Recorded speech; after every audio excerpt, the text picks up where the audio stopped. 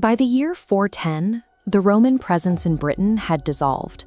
The legions were pulled back to the continent, leaving the local Celtic Britons to defend their own borders against northern tribes. Desperate for security, the Britons hired Germanic warriors as mercenaries and offered them land in exchange for protection. But these arrivals quickly realized their employers were far weaker than the land they occupied. These vectors of conquest show the Angles, Saxons, and Jutes seizing control of the east and south, pushing the original British inhabitants and their surviving Christian traditions into the rugged mountains of Wales and Cornwall. The result was a patchwork of 7 competing pagan kingdoms. This heptarchy was effectively cut off from the Mediterranean world, turning the island into an isolated religious void. These kingdoms were ruled by war leaders who sought legitimacy through battle and divine favor from gods like Woden and Thor. Their culture was defined by the mead hall and the warrior's oath. By the late 6th century, this pagan landscape sat at a crossroads. It was a region without a central administration, making it a target for 2 very different expansionist movements from the north and south. In 597, Pope Gregory the Great launched a mission to reclaim Britain for the Roman world. He focused his efforts on the Kingdom of Kent, the closest point of contact with the continent. Gregory utilized a top-down strategy. He targeted King Ethelbert of Kent, whose Frankish wife was already a Christian, gambling that if the monarch converted, the entire social hierarchy would follow. The Roman mission imported a top-down system of governance. They organized the church into dioceses centered in former Roman cities, with bishops exercising authority through a clear, urban-based hierarchy. They established Canterbury as their primary see of power, creating an architectural and administrative anchor that mirrored the structure of the Roman state.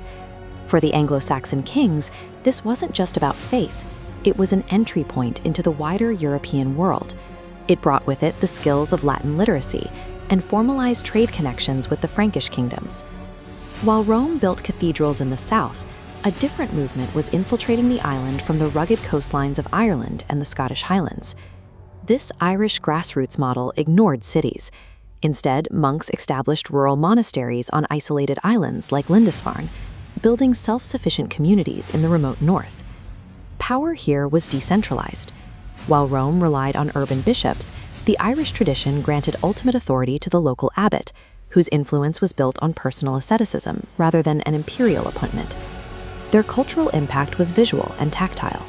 These monks produced manuscripts where Latin text was physically woven into traditional Celtic knotwork, blending the new religion with local artistic heritage. This localized, monastic model successfully gained a foothold among the powerful warlords of Northumbria, offering the benefits of Christian membership without the heavy hand of a distant Roman hierarchy. These 2 movements collided in Northumbria, occupying the same political space. This created immediate tension regarding jurisdiction. When a community looked to an Irish abbot for guidance, while a Roman bishop claimed territorial authority, the line of command became dangerously blurred. The friction extended to the most basic cultural rhythms. Because each group used a different calendar to calculate the date of Easter, the kingdoms were out of sync on the most important day of the year. By the mid-600s, this reached the royal court. King Oswiu followed the northern tradition, while his queen followed the southern one, meaning the king would host a celebratory feast while his wife was still in the middle of a solemn fast.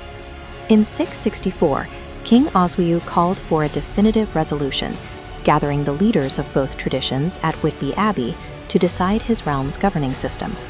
The Irish monks argued for the sanctity of their local elders and their ancient ascetic lineage.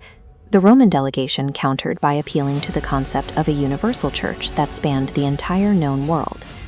The debate turned on the authority of St. Peter. The Romans argued that because Peter was the guardian of the gates of heaven, his successors in Rome held a spiritual mandate that no regional Irish custom could rightfully challenge. King Oswiu, seeking a unified administrative structure for his people, chose to align with Rome. He ordered the Irish monks to immediately adopt the southern Roman customs, or pack their belongings and leave his kingdom forever.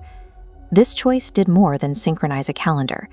By adopting the Roman institutional framework, the disparate Anglo-Saxon kingdoms gained a shared administrative language, providing a rare point of commonality that helped these fractured territories begin to see themselves as part of a single coherent world.